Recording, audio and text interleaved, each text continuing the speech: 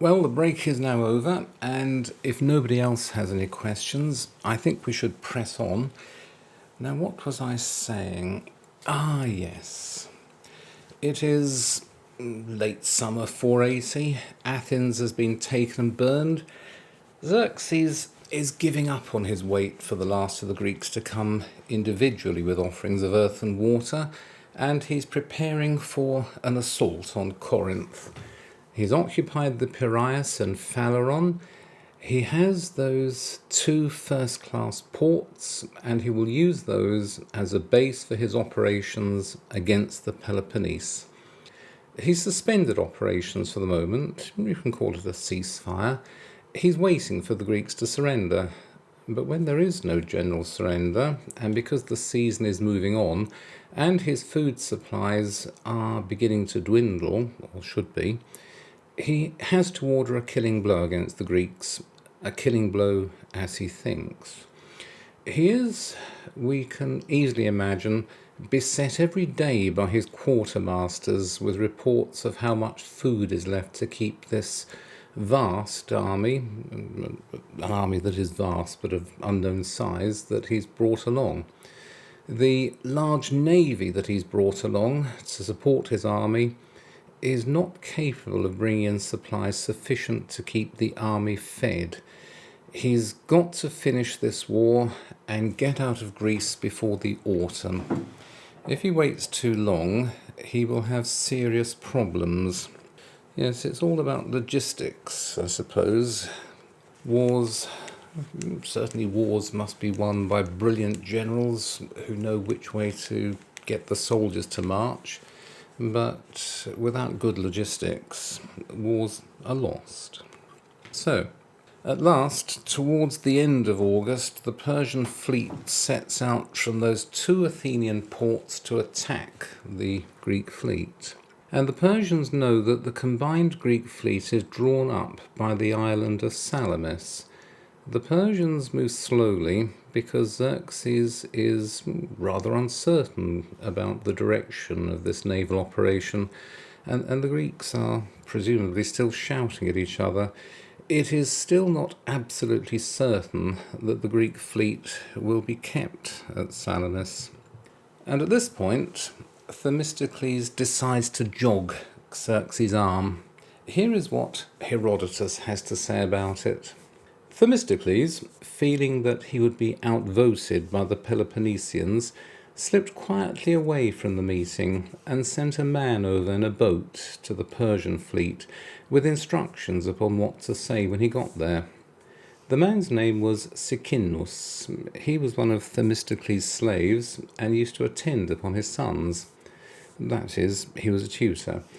Afterwards, when the Thespians were enrolling new citizens, Themistocles established Sicinus at Thespiae and made him a rich man. Following his instructions then, Sicinus made his way to the Persian commanders and said, "I am the bearer of a secret communication from the Athenian commander, who is a well-wisher to your king and hopes for a Persian victory. He has told me to report to you that the Greeks are afraid and are planning to slip away. Only prevent them from slipping through your fingers, and you have at this moment an opportunity of unparalleled success. They are at daggers drawn with each other through and through, and will offer no opposition. On the contrary, you will see the pro-Persians among them fighting the rest." May sound to us an unlikely story, but I have said repeatedly that the Greeks had, at best, a limited team spirit. Xerxes' army was filled with exiles from Athens and Sparta and all the other Greek states. Remember, the Persians held open house in Persepolis and their other capitals for Greek refugees. If you did badly in some local political contest in Greece, and Greece itself became too hot for you, you would skip across the Aegean and obtain asylum at the court of the great king. And if you were a person of quality, you might find yourself a personal friend of the great king. Now, because of this, and because it was well known that the Greeks don't like each other, The Persians find this an entirely convincing story, so they think.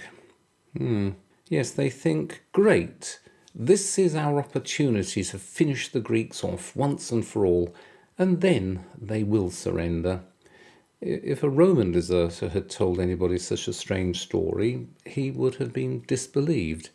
But I'll say again, the Greeks were notoriously disloyal to each other.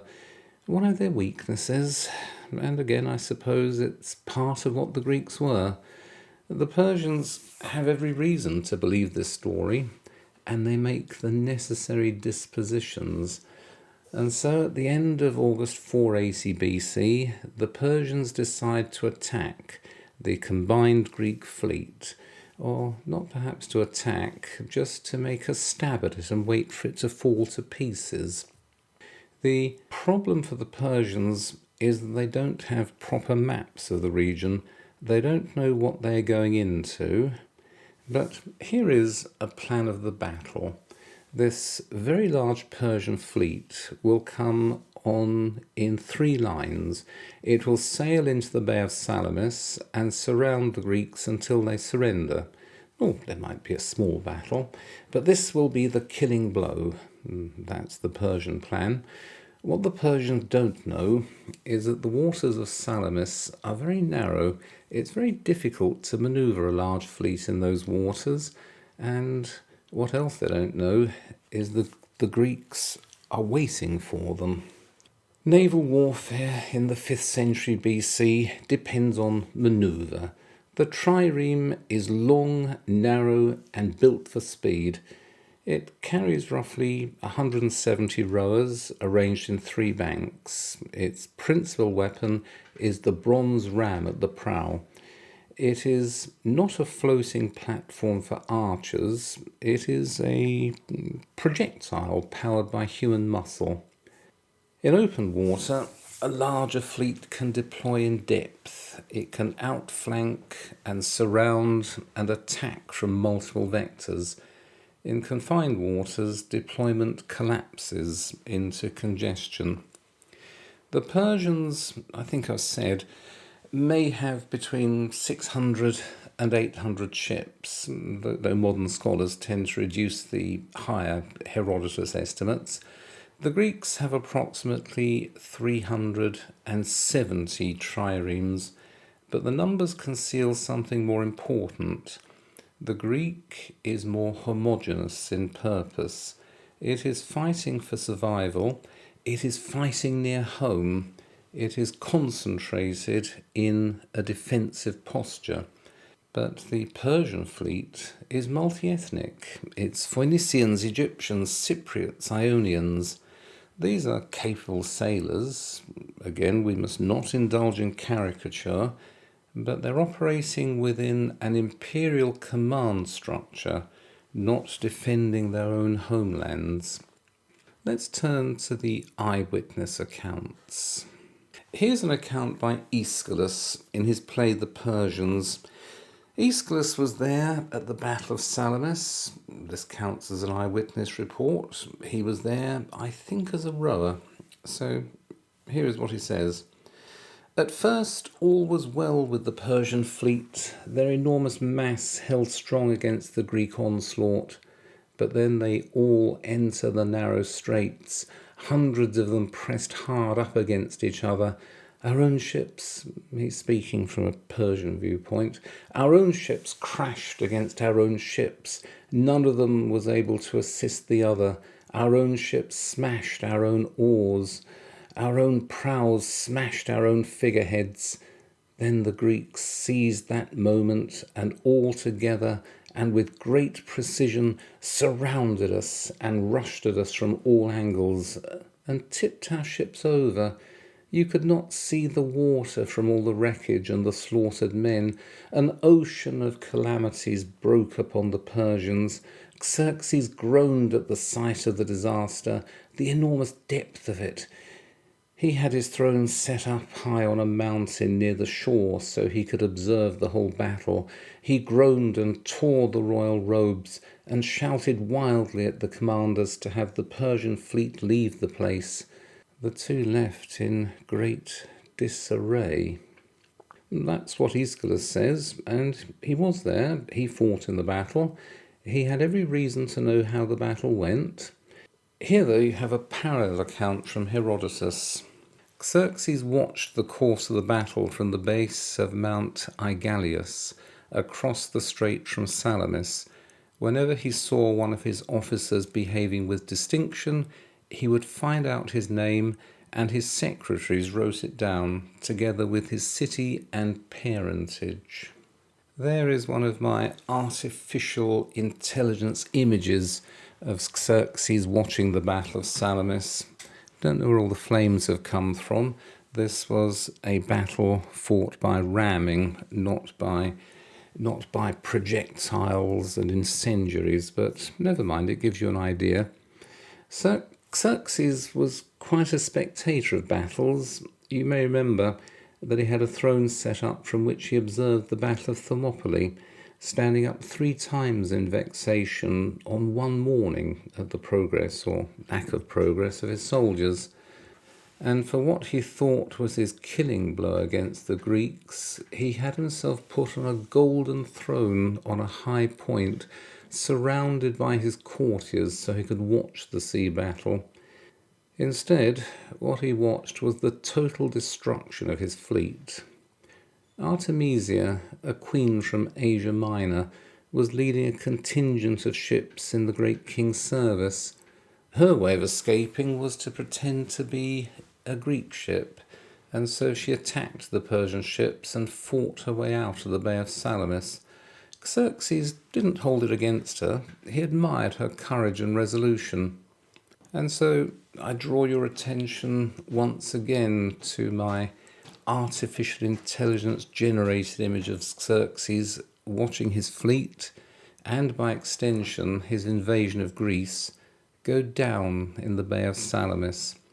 What the Persians confidently expected to be an easy victory has turned out to be a defeat, and turned out indeed to be a catastrophic defeat. I turn again to Herodotus. Xerxes, when he realized the extent of the disaster, was afraid that the Greeks, either on their own initiative or at the suggestion of the Ionians, might sail to the Hellespont and break the bridges there. If this happened, he would be cut off in Europe and in danger of destruction.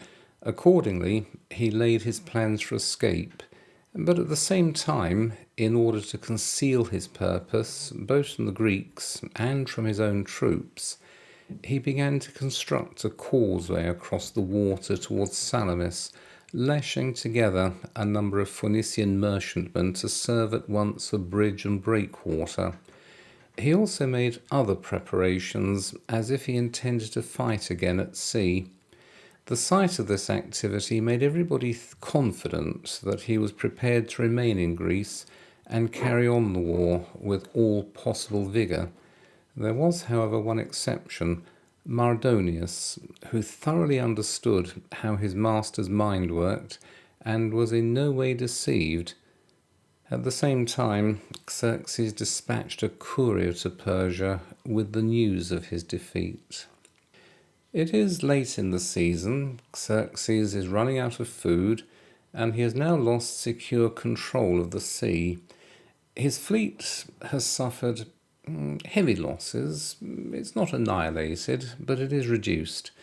His army remains in Attica, but without naval supremacy, his army's position changes dramatically.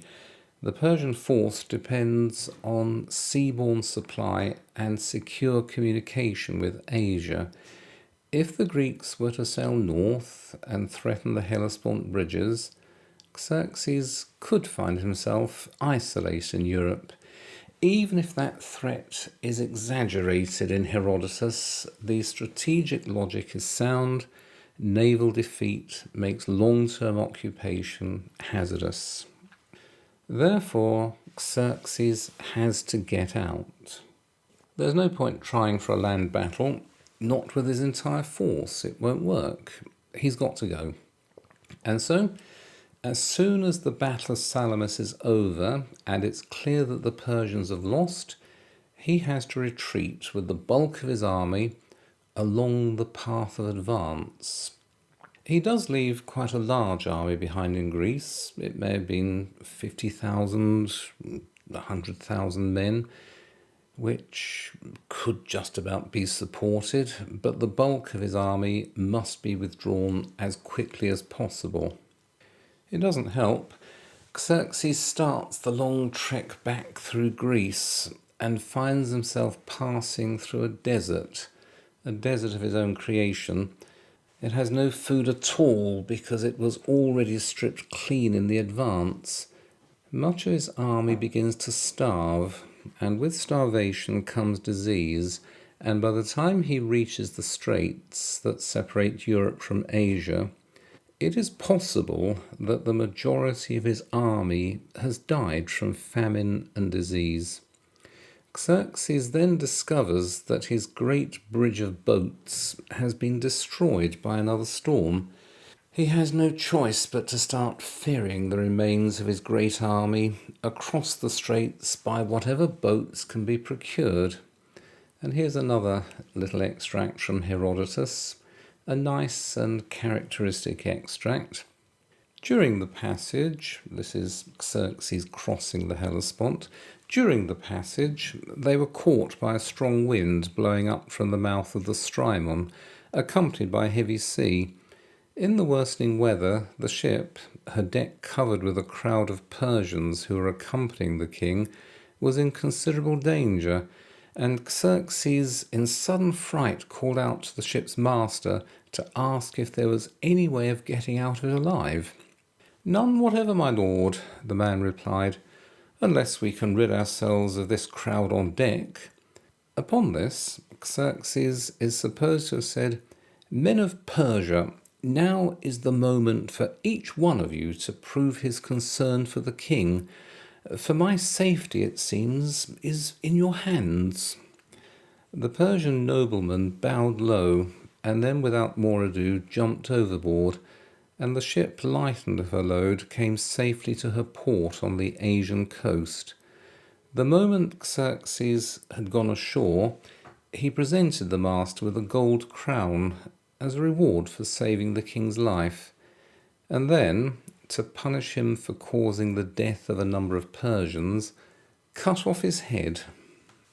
I have said that Xerxes comes out of the histories of Herodotus as a very strange character, not devoid of humanity, but also decidedly scary.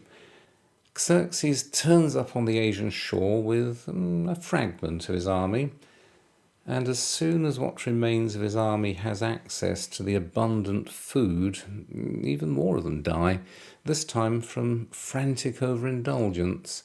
Xerxes limps back into Sardis, the provincial capital, as at least a somewhat diminished king of kings.